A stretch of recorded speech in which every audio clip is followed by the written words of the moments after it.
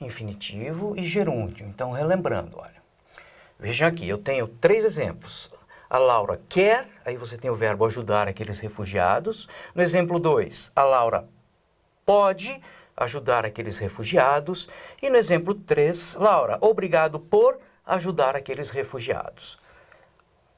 Então, eu tenho no primeiro exemplo, Laura wants to help. No segundo, Laura can help. No terceiro, thanks for helping. Então, veja bem. Primeiro exemplo, eu tenho o verbo querer aqui. O verbo querer, ele pede que o próximo verbo venha no infinitivo com o to. A gente chama isso aqui infinitivo com o to ou to infinitive. No exemplo 2, eu tenho o verbo poder, que é um verbo anômalo. Então, o verbo can, que é o verbo poder, o verbo may, que também é poder, o verbo must, dever, should, deveria. Nós já vimos isso. São verbos anômalos e pede que o verbo que venha acompanhando esses verbos esteja no infinitivo sem o to, chamado de bare infinitive. E no exemplo 3, Laura, thanks for, obrigado por ajudar aqueles refugiados. Então eu tenho uma preposição, o verbo veio com ing. Então no primeiro exemplo, infinitivo com o to. No segundo, bare infinitive, infinitivo sem o to. E no terceiro, o gerúndio. No entanto, quando você traduz para o português, né? Quando você passa para o português essas 3 orações, o to help, help ou helping serão traduzidos como ajudar. Então, Laura, primeiro exemplo, Laura quer ajudar. Segundo exemplo, Laura pode ajudar. Terceiro exemplo, obrigado por ajudar. Ok?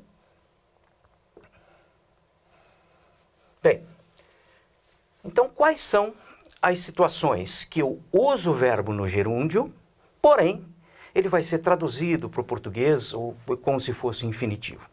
São várias situações. Nessa unidade, nós vamos falar mais especificamente, vamos ver 2 delas. A primeira, observe o exemplo.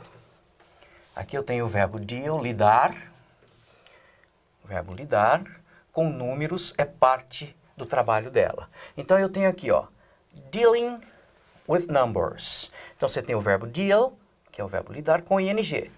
Como é que você vai traduzir isso? Lidar com números é parte do seu trabalho. Ou do trabalho dela, aqui no caso.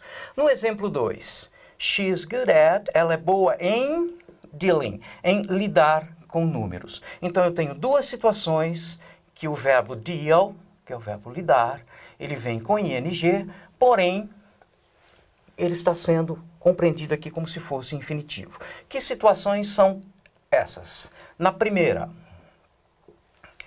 dealing with numbers, lidar com números, aí eu tenho aqui o verbo e o complemento. Então, sujeito, verbo e complemento.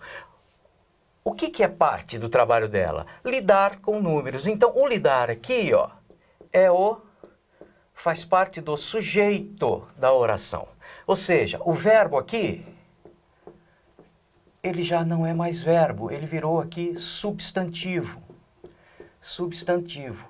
Então, quando você tem um verbo substantivado, quando o verbo vira substantivo, nesses casos, em todos os casos que você tem um verbo aqui como sujeito da oração, ele virou substantivo. Ele vem com ing e vai ser traduzido para o português como se fosse infinitivo. Então, dealing with numbers, lidar com números, ok? Por exemplo, o verbo caminhar, que é o verbo to walk. Se eu quiser falar caminhar faz bem para a saúde. O que faz bem para a saúde? Olha só, caminhar, você substantivou o verbo. Então, em inglês, não vai ser walk, vai ser walking is good for health. Então, o verbo, quando ele é sujeito da oração, ele vem com ing. Esse é o primeiro caso.